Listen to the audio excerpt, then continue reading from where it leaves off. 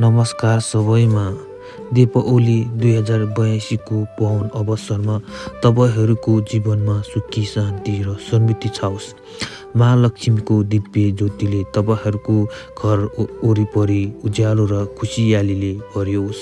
धन्यवाद। आज बारीमा आयो। बारीमा आउने क्रममा चाहिँ फुलहरू पनि देख्यो। त्यसपछि हामी फुलहरू टिप्ने क्रममा चाहिँ भिडियो बनाएको मैले चाहिँ।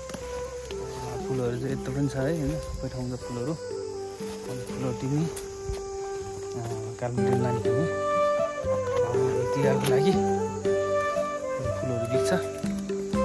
गाडीमा चाहिँ गाडीको हुँदैछ, त्यही हो।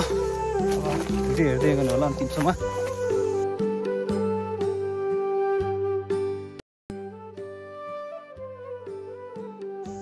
लगभग त्यहाँको फुल पनि टिपेर सकियो। त्यसपछि म यो कौली अलिअलि टिप्छु, 10-15 किलो हुन्छ होला। भिडियो हेर्दै गर्नु होला। फुल चाहिँ यही हो, टाउको भन्दा छ मैले।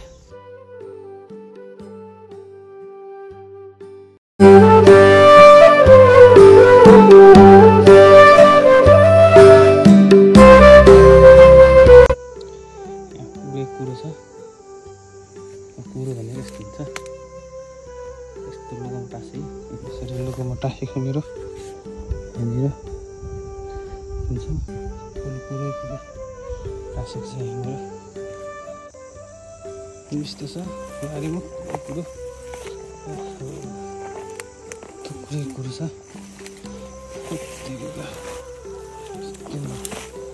तर कुरो त्यति छ होला। अब यति हो, यहाँनिर 1-2 छ, त्यति हो। यति छ लिनु क्रममा हामीले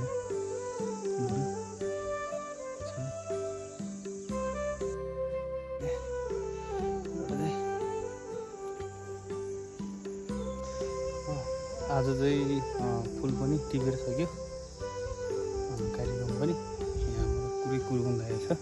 गोभरि यहाँतिर देख्न सक्नुहुन्छ, सबै कुरै कुरो लागेको छ। यहाँदेखि यहाँ कुरो लागेको छ मेरो, कुरो लागेको छ।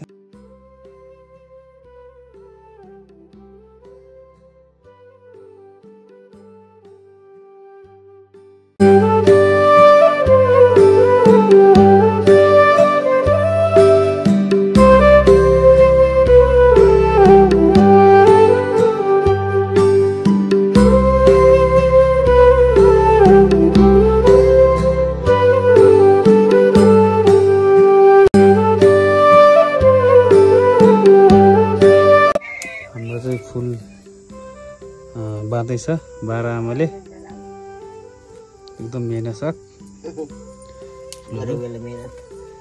आजको मेहनत फुल बेनी फुल बाँदैछ।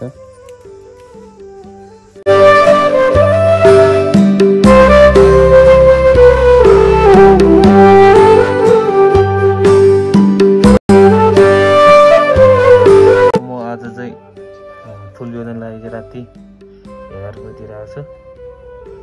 हाम्रो रघु म राति छ, गाडी कुरा छ, गाडी आएको फुलहरू लागि मेरो स्कुटीमा अडेन।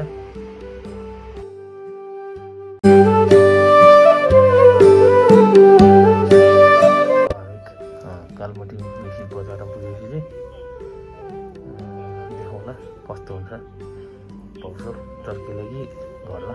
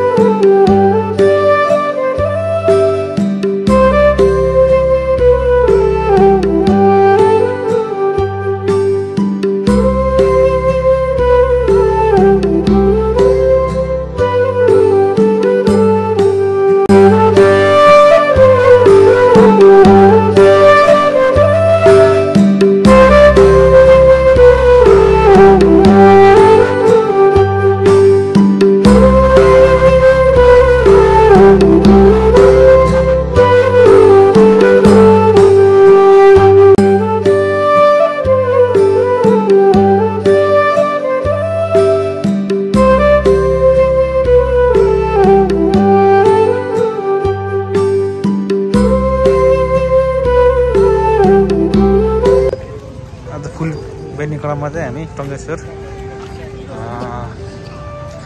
टङ्गेश्वरमा आएर घुमेको छ। तर फुल चाहिँ त्यति छैन पहिले जति। पहिलो वर्षमा चाहिँ फुलहरू चाहिँ धेरै फ्यालेको थियो र यसपालि चाहिँ त्यति फुल पनि छैन। त्यही कारण हो त्यति फुलै छैन। फुलहरू पहिले यहाँ धेरै फुलहरू थियो, अहिले त्यति टाढो फुल पनि छैन। 2 बजिसक्यो हामी आउँदा आउँदै 2 बजीसम्म भइसक्यो। यहाँनिर त्यो भएर हामी टक्क हिँड्दैछौँ। राति बिहान भइसक्यो।